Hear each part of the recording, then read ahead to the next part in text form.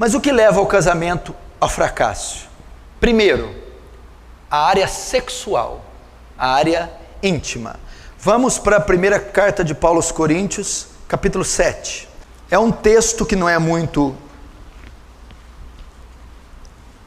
explorado nem pregado nos púlpitos, por medo, vergonha ou receio, mas é tão bíblico quanto a soteriologia. Eu estou dizendo de princípios que pode levar o casamento ao fracasso. O primeiro deles é a área sexual. 1 Coríntios 7, no versículo 3.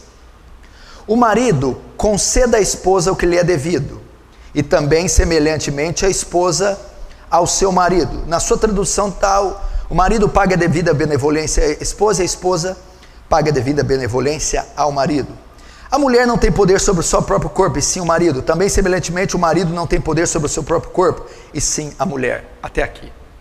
Primeira recomendação de Paulo. Paulo está escrevendo aos casais cristãos, aos casais de Corinto, aos casais crentes, a maridos e a mulher. O capítulo 7, ele está tratando do casamento. No início do capítulo, ele vai dar ênfase a uma área que a igreja não dá ênfase: a sexualidade do casal. Olha o que ele está ensinando ao casal crente. Olha o que ele está indicando. Maridos, satisfaçam vossas esposas sexualmente. Esposas, satisfaçam seus maridos sexualmente. Tem gente que acha que o sexo é pecado, que o sexo foi um distúrbio do pecado, ou uma criação demoníaca. De hipótese alguma. Provérbios capítulo 5, Deus diz: desfruta com a mulher da tua mocidade. O sexo é bom, o sexo é santo, o sexo é puro e o sexo é legítimo.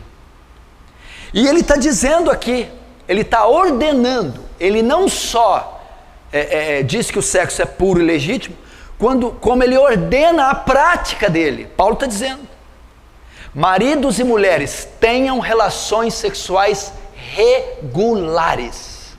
É o que Paulo está ensinando aqui. Marido e mulher tenham relações sexuais regulares. E ele vai mais: mulher, o seu dever na relação não é satisfazer você, e sim seu marido. Mulheres, satisfaçam seu marido sexualmente. Maridos, o seu dever na relação não é se satisfazer, e sim satisfazer a sua esposa. Marido, satisfaça sexualmente a sua esposa. Ele está ordenando isso. Ele está ordenando isso. E ele vai mais. Existe muito jogo nessa relação. Por exemplo, o homem tem mais, é natural, inerente da natureza do homem, o sentimento de posse, de domínio. Geralmente o homem tem mais interesse pela relação. A mulher, sabendo disso, muitas vezes faz jogo, chantagem, e usa disso. Geralmente ela que determina quando isso ocorre. Né? Não quero, não quero, e o homem não tem o que querer. A Bíblia quebra isso, ela diz assim para você: mulher, você não tem poder sobre o seu corpo, e tem o marido. Marido, você não tem poder sobre o seu corpo, e tem a mulher. Ele está querendo dizer que não pode ser rejeitado uma das partes quando há o interesse. Que o seu corpo, ou seja, a opção de satisfazer ou não pertence a você, e sim ao marido ou à esposa. Então é pecado fazer esse tipo de chantagem, esse tipo de jogo. Isso não pode ocorrer em hipótese alguma. Você não determina isso. Não, eu não quero, não vou fazer, ou eu vou usar disso para alcançar um interesse meu. Muitas mulheres fazem isso, alguns homens também. Pecado. Isso não pode ser feito. Isso é pecado. E quando isso ocorre, já começa o fracasso do casamento. Vamos mais para você ver. Olha lá. É a parte mais séria. Verso 5, 1 Coríntios 7, 5. Não vos priveis um ao outro, salvo talvez por muito consentimento, por algum tempo, para vos dedicardes à oração, e novamente vos ajuntares, para que Satanás não vos tente por causa da incontinência. Aí, amém? Até aí. Não vos privais uns aos outros. Paulo está dizendo, não deixem de ter relações regulares. Não deixe de ter.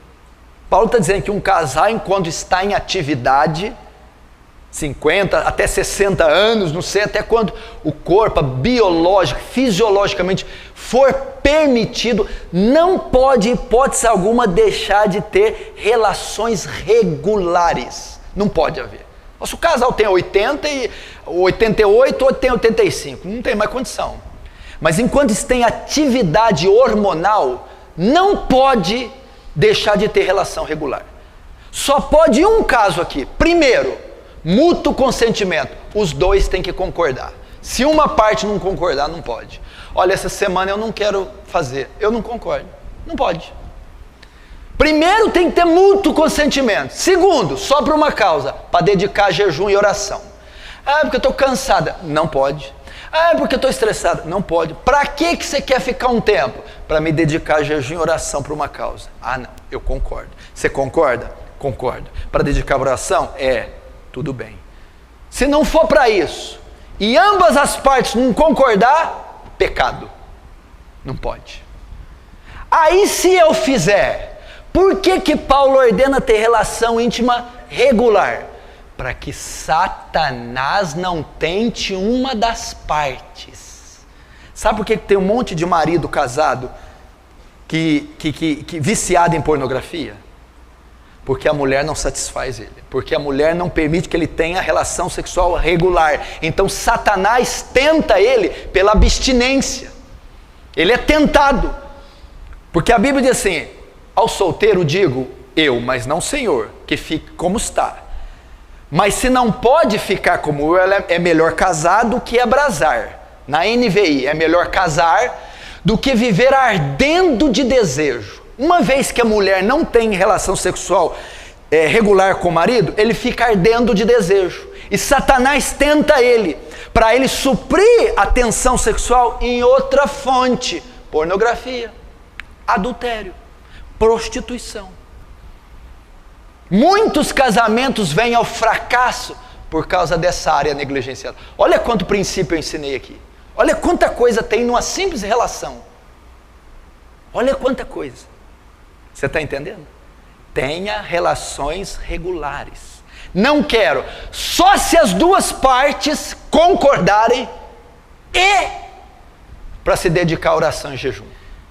E isso aqui destrói casamento.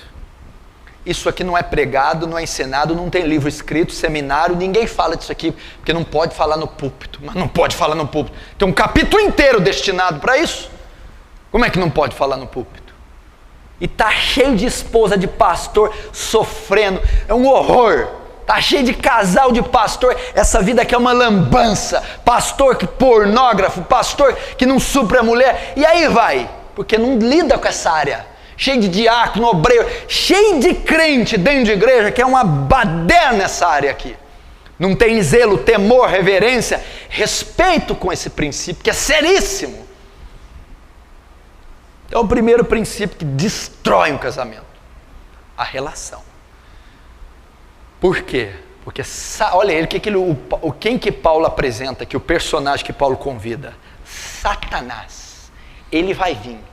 Ele vai jogar o teu marido na mão de outra. Ele vai jogar a tua mulher na mão de outro. Ele vai jogar material. Ele vai fazer o seu marido ou sua mulher suprir a necessidade de outra forma. E a forma pecaminosa.